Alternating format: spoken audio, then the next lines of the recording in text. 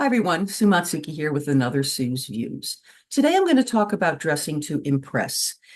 People don't dress for anything anymore. I mean, not even the opera or an opening of a Broadway show. I worked at the Metropolitan Opera for like 5 seasons, and back in the day, honey, if you went to an opening and you were in the orchestra section, you were wearing a gown and a tuxedo. No one would dare show up dressed otherwise.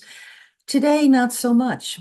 Jeans, sneakers. I'm not even talking about matinees. I'm just talking about across the board. People do not dress to go out.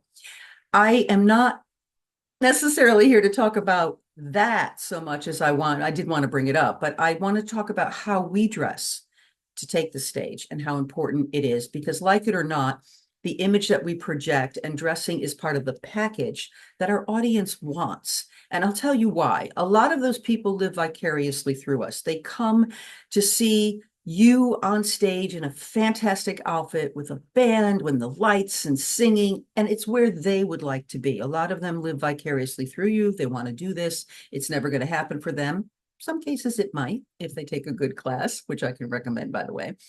But they want that whole package. And it's contingent on the club. Like, for example, if I did a casual show at Don't Tell Mamas, I would still dress appropriately and nice, but I don't have to be wearing the fancy dress that I would probably wear at a fancier show at 54 Below. The theme of the show makes a difference. My dear friend Hannah Jane did a country western show for us down at Winter Rhythms last year, and she and the whole band were dressed in like, checkered shirts and jeans and cowboy boots. That was awesome. Perfectly appropriate.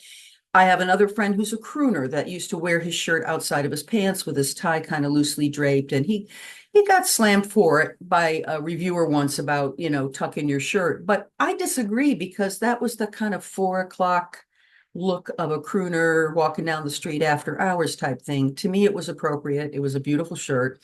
He did not look messy. And then, of course, there's the best example, Elaine Stritch on stage on Broadway in a white shirt and leggings. Well, let me just tell you, people, that white shirt was couture. And it was cut in all the right places so that if Mama kicked her leg up, nothing was going to be seen. I'm just saying that take into consideration where you're playing, what your show theme is, and then dress accordingly because it really is part of the package. Now, I'm a larger sized woman and I have always dressed appropriate to my body. I have no issue with how anybody else dresses as long as they are comfortable in their skin.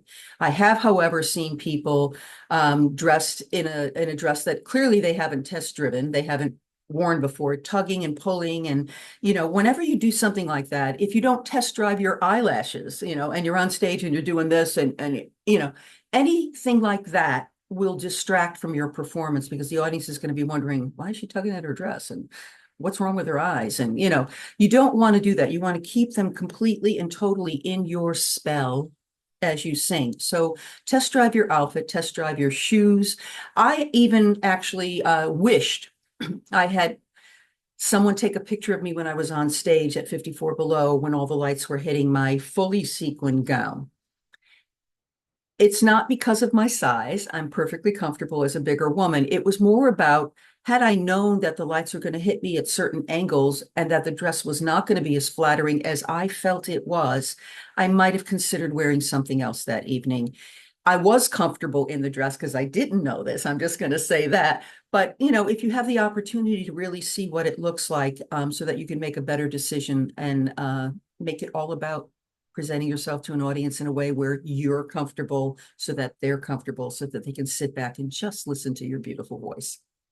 I am going to sign off for now. I hope this has been helpful. And again, use it or not, these are Sue's views. I've just been doing this for a minute and I thought I would bring this subject up because it was kind of like a really big strain on something that I posted on Facebook and I thought it was worth addressing.